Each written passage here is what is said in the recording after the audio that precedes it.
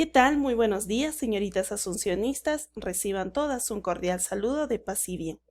El día de hoy vamos a continuar con el desarrollo de nuestra área de comunicación. Quien te habla es la profesora Erika Rojas Jiménez. Bien, vamos a empezar. El tema que corresponde a esta semana viene a ser el uso de los determinantes. El propósito para nuestra sesión será utilizar de forma precisa la concordancia nominal que contribuya al sentido del texto. Empecemos entonces. Hablemos primero de la normativa en el uso del artículo. La primera norma que tenemos nos dice lo siguiente. Los sustantivos femeninos que comienzan por una A o una A acompañada de una H, que sean tónicas en singular, lleven o no tilde, deben combinarse con la forma del artículo el para evitar la cacofonía. Oigan, ¿pero qué es la cacofonía? La cacofonía es la secuencia de sonidos desagradables. Cuando se repiten los mismos sonidos, se produce un sonido feo. A eso se le llama cacofonía. No lo entiendo. Por ejemplo, tenemos lagua. Fíjate cómo suena. Lagua. Hay una repetición de sonidos que viene a ser fastidioso para el oído. Pero para ello existe una norma. Nos dice que tenemos la opción de ponerle el artículo el, aunque sea femenino. Podemos decir el agua. Entonces ya cambió de género. No, sigue siendo femenino. Lo único que estamos haciendo es tratando de evitar la cacofonía. ¿Qué pasa cuando yo lo llevo al plural? No será los aguas, será las aguas. Entonces te vas a dar cuenta que sigue siendo femenino. Lo mismo ocurre con la hacha. Lo correcto será decir el hacha. Lambre, ¿no? Lo correcto será decir el hambre. O aula, ¿no? La corrección será el aula. Y en cualquiera de los casos, cuando lo llevemos al plural, seguirá manteniéndose en femenino. A esta norma le vamos a plantear ciertas observaciones. Primero, estando los sustantivos en plural, se emplea la forma habitual femenina. Lo que te decía, puedes decir el agua en singular, pero cuando lleves al plural va a seguir manteniendo su género, ¿no? Entonces dirás las aguas. Cuando digas el hacha, aparentemente es masculino, pero vas a comprobar que mantiene su género cuando digas las hachas. Se mantiene en femenino, ¿no? Y lo mismo ocurre en los demás casos. Del mismo modo, si al sustantivo se le antepone un adjetivo, ya no es necesario ponerle el, porque ya no se va a producir la cacofonía, ¿no? Si hay un adjetivo separando el artículo del sustantivo, entonces ya no va a variar su forma. Ahora, en esta norma también existen excepciones. Por ejemplo, que delante de los nombres de las letras sí se permite decir la H, la A, la alfa. Otra excepción nos dice, cuando el sustantivo se use en diminutivo o aumentativo, ya no es necesario cambiarlo. Dirás la agüita, la hachaza. ¿Por qué? Porque esta A ya no es tónica. La sílaba tónica se mueve a otro lugar. Delante de sustantivos comunes en cuanto al género, puedes decir la árabe, la ánade, la ácrata. La segunda norma nos dice que no se debe aplicar la contracción, es decir, unión de una preposición más un artículo, cuando el artículo el forme parte del nombre propio. ¿Cómo así? Fíjate. Cuando tenemos la oración, es el periodista del comercio, te darás cuenta que el nombre de este diario es el comercio. No solo comercio, es el comercio.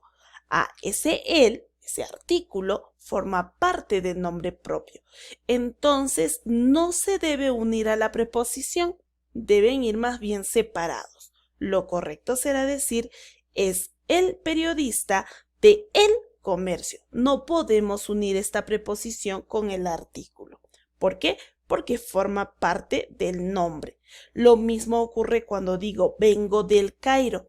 El lugar es el Cairo, no solo Cairo. Entonces, lo correcto será vengo de el Cairo, separado, porque el artículo, otra vez, forma parte del nombre propio. Normativa número 3. Se puede utilizar el artículo delante de nombres propios cuando varios lo comparten. Por ejemplo, puedo decir los Pablos, las Gabrielas, los Arroyo, los Vargas, las Urbina. Tú sabes muy bien que un artículo no debe anteponerse a un nombre. No está permitido decir la Juana, el Luis, pero ocurre que sí se puede dar cuando hacemos referencia a varios elementos que comparten el mismo nombre. Hay otra normativa, la cuarta, que nos dice, se puede utilizar el artículo cuando acompaña al apellido de una mujer célebre, reconocida, famosa. Por ejemplo, la Caballé, puedes decir la Mistral. En el caso del Perú, por ejemplo, hay mujeres que son muy conocidas, ¿no? Por ejemplo, Gisela Valcárcel, puedes decir la Valcárcel. O, por ejemplo, esta periodista Magali Medina, puedes decir la Medina. Está permitido. La quinta norma nos dice, delante de sustantivos femeninos que empiezan por A o atónica, no es necesario pasar al masculino los determinantes demostrativos. Por ejemplo, ¿no? Esa aula. No es necesario que digas ese aula. O aquella águila, no aquel águila. O esta hambre, no, este hambre. Hay algunos que tienden a cambiarle, ¿no? Porque dicen, ya es que dices el aula, entonces también debe decir ese aula. No, no es necesario. Ahí no se produce la cacofonía. Normativa número 6. El determinante distributivo sendos o sendas debe usarse con el significado de uno para cada una de las personas o cosas mencionadas. Y se usa solo en plural, eso es muy importante. Es errónea su utilización con el significado de fuerte, ¿no? Algunos dicen, me dio una senda cachetada, ¿no? Pensando que tiene significado de fuerte. Entonces, eso es erróneo. Tampoco tiene significado de cuantioso, grande o ambos. Entonces, si decimos todos los estudiantes entregaron sendos trabajos, quiere decir que cada uno de ellos entregó un trabajo, porque eso es su significado real. El artista dio sendos besos a las fans, es decir, le dio un beso a cada una de las fans. Eso es lo que quiere decir. Si te digo dio sendos golpes, ¿a quién? ¿No? Uno a cada uno de quién. Entonces ahí ya no tiene sentido. Tú te vas a dar cuenta que le están dando un significado de fuerte, dio fuertes golpes y en ese caso es incorrecto. Norma número 7, y en este caso ya hablamos de otros determinantes. No debe usarse los partitivos en lugar de los ordinales. Eso es un error muy común. Hay personas que dicen, leí el 12º capítulo, y eso viene a ser un partitivo. Lo correcto será decir, leí el 12º capítulo, porque justamente estos números indican un orden dentro del libro. Laura llegó en el 13º lugar.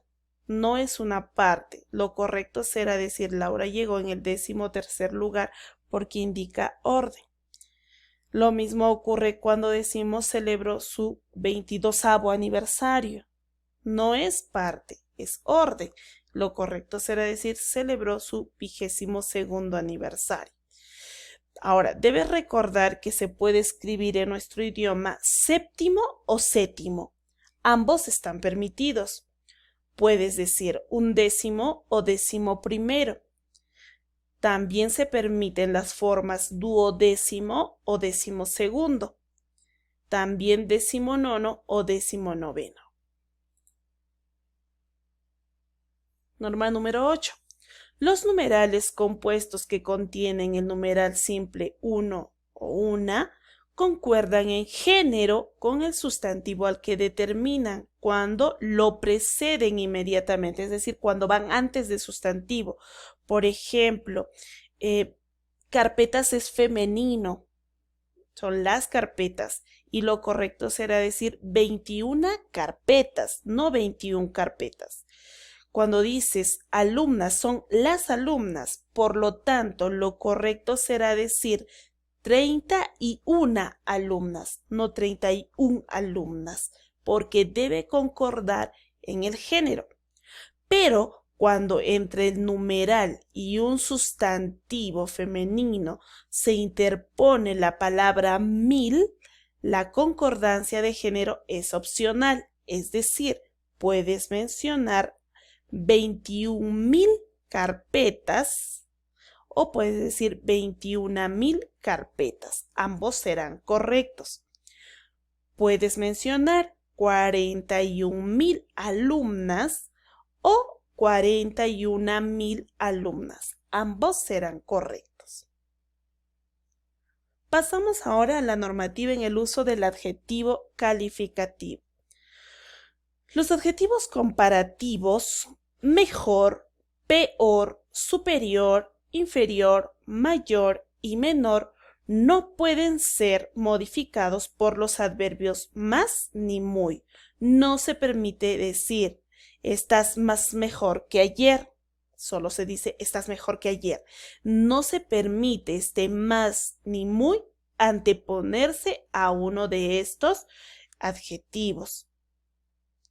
Los adjetivos comparativos mejor, peor, superior, inferior, mayor y menor no pueden ser modificados por los adverbios más ni muy. Ahora, aquí hay un dato valioso. El uso de la forma mayor precedida por más, muy o tan es correcto si no funciona como adjetivo comparativo y esté relacionado con la edad. Por ejemplo, ya eres muy mayor, ahí sí, para hacer berrinches. No hay comparación en este caso y solo ahí se puede hacer uso del acompañamiento de este adverbio al adjetivo. Los superlativos absolutos, óptimo, supremo, máximo, pésimo, ínfimo y mínimo no deben ser modificados por los adverbios más y muy. No se permite decir más óptimo o muy óptimo, más supremo o muy supremo, más máximo, más ínfimo, más mínimo o muy mínimo. No se permite.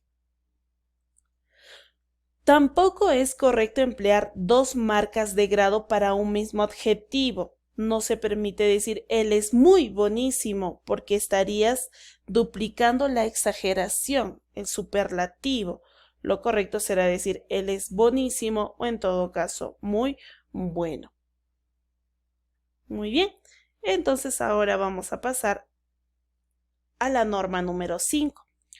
Los adjetivos calificativos no cuantificables, por ejemplo, soltero, casado, infinito, inmortal, diurno, único, eterno, etc., no admiten el comparativo ni el superlativo por expresar ideas absolutas. No puedes decir yo soy más soltero que tú o yo soy más casado que tú.